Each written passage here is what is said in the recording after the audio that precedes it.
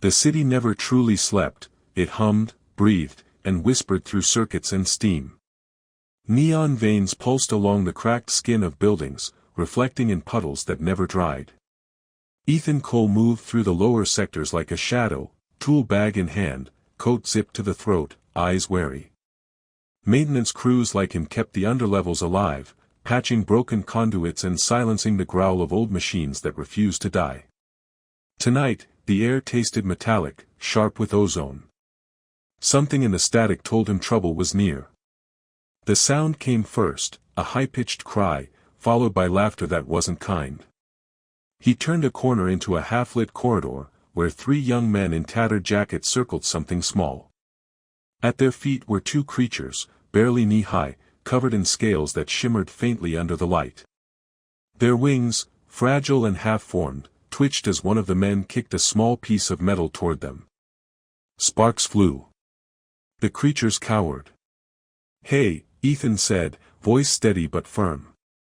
It wasn't a shout, yet it cut through the noise. The men turned, their expressions twisting into mock amusement. "Look at this hero," one sneered. "Protecting lizards now." He stepped forward, unarmed but unflinching. "They're not toys," he said. His gaze locked onto theirs, calm yet impossible to ignore. The lead thug took a step closer, his grin faltering under Ethan's stillness. For a moment, the hum of the city seemed to fade. Only the steady thrum of power lines and distant engines filled the silence. Then, without warning, the men backed away. Something about Ethan's composure unnerved them, something they couldn't name. "Whatever," one muttered. "Crazy old man." They vanished into the maze of alleys, their laughter fading like interference on a dead channel. Ethan knelt beside the trembling creatures. Their eyes, iridescent, intelligent, met his. One emitted a faint churring sound that vibrated through the air like a coded signal. "Easy," he murmured. "You're safe now." Above them, the neon flickered twice, and for an instant, the city's power grid stuttered, as if it, too, had felt the moment. The night deepened, wrapping the city in a low hum of machinery and murmuring vents. Ethan carried the small creatures carefully in his arms, their thin wings twitching against his coat. The lift to his sector groaned as it rose through layers of steel and shadow, past walls lined with flickering advertisements and the faint, ever-present scent of coolant. By the time he reached his apartment, the smaller of the two had fallen asleep, its scaled chest rising and falling in rhythm with the mechanical pulse of the floor beneath them. His home was a narrow space, cluttered with tools, power cells, and half-dismantled drones. He laid the creatures on a folded blanket and examined them under the soft blue light of his work lamp. Their scales weren't uniform. They shimmered, fractal and metallic, almost alive, shifting color when he moved his hand near them. It wasn't heat or reflection. It was reaction. They were reading him somehow. When he reached for a can of nutrient paste, one of them stirred and spoke. The sound wasn't words at first, more like harmonics bending into meaning. "Hungry," it said, its voice smooth and layered, echoing faintly in the air. Ethan froze, the can slipping from his hand. The creature blinked up at him with pupils shaped like burning embers. "You can speak," he whispered. "Learned," it said, as if the act itself was obvious. The other one, still weak, lifted its head and added softly, "Kale. Syrah." Names. Ethan's pulse quickened. He gave them food, and they devoured it with small, sharp motions, grateful yet cautious.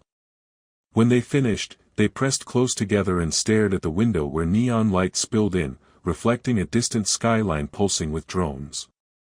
He should have felt fear, but instead, there was a strange calm, a sense that something vast had brushed against his life. Then his console flickered. Static crawled across the screens, and a signal he didn't recognize pulsed through his calm grid. An encrypted frequency. A search order.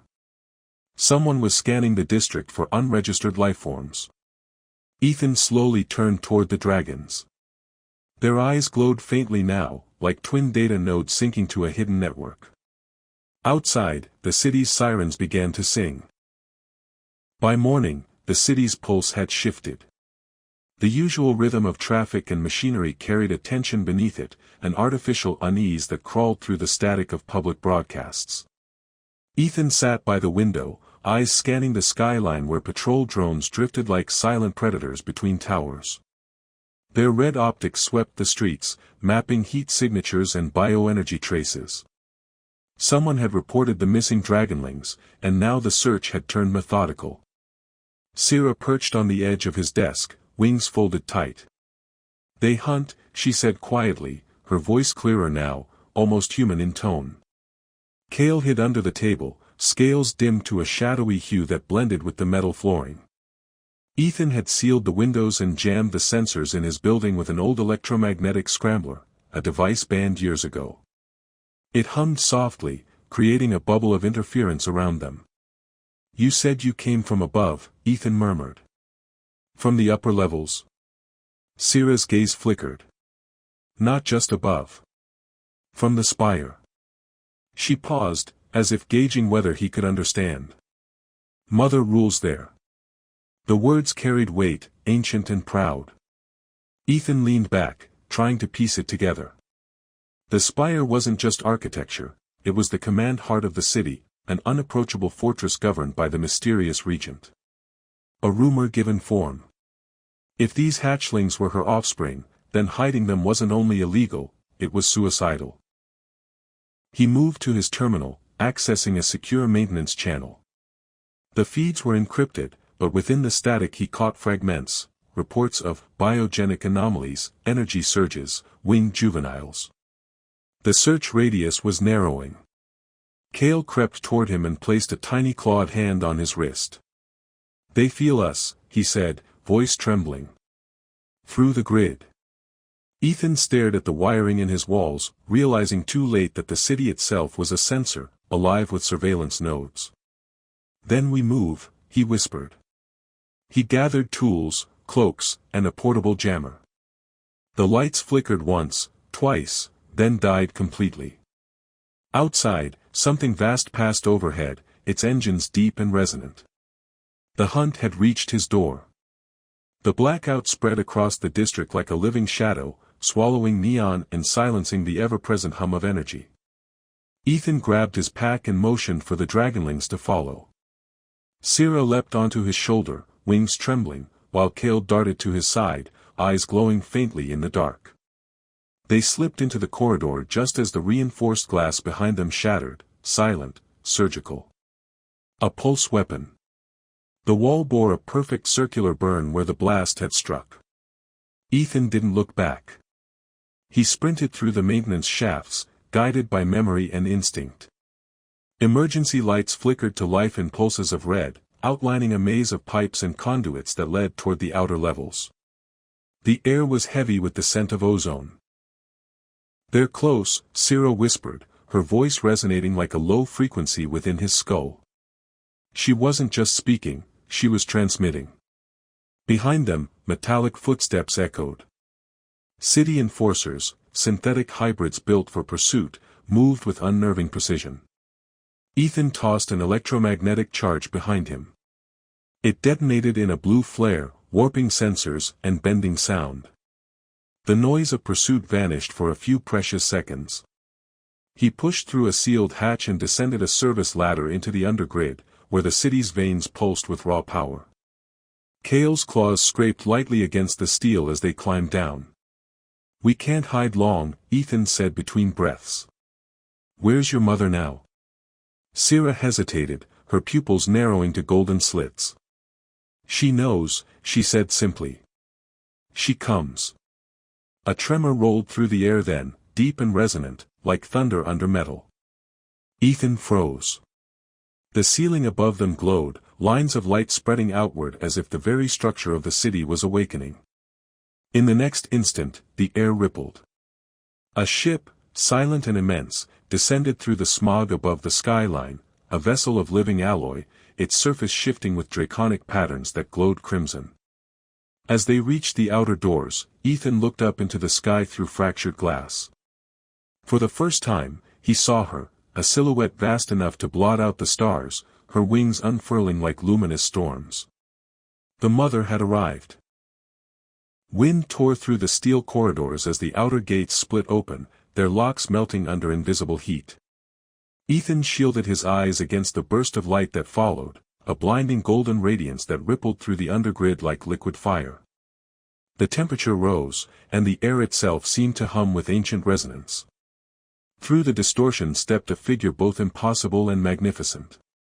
Her form shifted between flesh and alloy, scales woven with circuits, eyes burning like twin suns. Lady Vethra, regent of the spire, mother of the dragonlings. Ethan froze, breath caught in his throat. The enforcers who had cornered him now fell to one knee, their weapons lowered, their mechanical voices echoing a single word, Regent. The baby dragons scurried toward her, their small bodies glowing in recognition. Vethra's gaze followed them, then moved to Ethan. There was no hatred in her eyes, no fury, only the sharp, unreadable stillness of an intelligence far older than his world.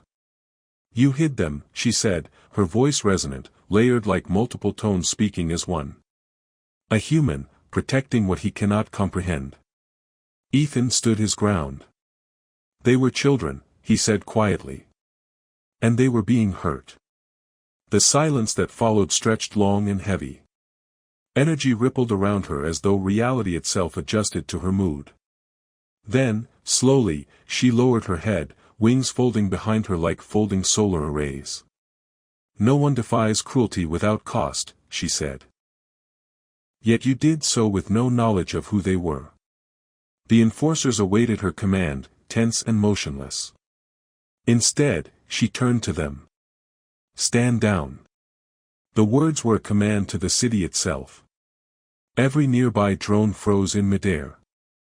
The sirens ceased. The hum of pursuit died as if unplugged from existence.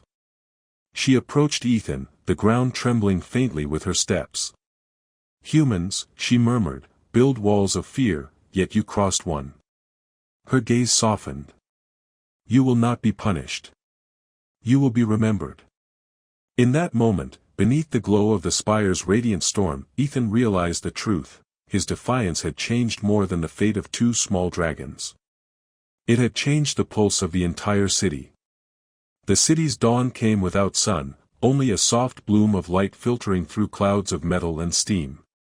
Ethan stood on the observation platform, watching ships drift between towers that shimmered like circuit spires. Below, the streets were quiet for once. The usual alarms and broadcasts had fallen silent, replaced by something rare, stillness. News of what had happened in the underlevels had spread through every data channel. A human had defied the law of fear and stood against cruelty, and the regent herself had answered. Vethra had withdrawn her forces from the lower sectors, dissolving decades of military control. The enforcers that once patrolled the alleys were now reprogrammed to rebuild, to heal. Her decree echoed across the network in 1,000 languages. Peace through understanding, not dominance. Ethan could hardly believe he'd been the spark for it. Yet when he looked at his reflection in the glass, he saw the same man, ordinary, tired, unremarkable. The city had changed, but he remained what he had always been, a man who couldn't walk away from something wrong. A low hum drew his attention. Syrah and Kale landed beside him, their wings larger now, scales luminous beneath the pale glow. They looked up at him with eyes full of gratitude, carrying the same warmth that had first reached him through fear and fragility. Mother says you will not serve, Syrah said. You choose your own path. Ethan smiled faintly. Tell her she's right. The dragons lifted into the air, spiraling upward toward the spire that gleamed in the distance. He watched until they became streaks of gold against the pale sky. Around him, the city pulsed anew, neon veins glowing softly, no longer harsh, no longer oppressive. For the first time in years, Ethan felt the quiet beat of hope running through the walls. Somewhere above, the regent's voice echoed faintly across the broadcast bands, not as command, but as gratitude. And though he would fade back into the anonymity of the lower sectors, his name, unspoken, unrecorded, would linger in the city's pulse like a memory of light in metal.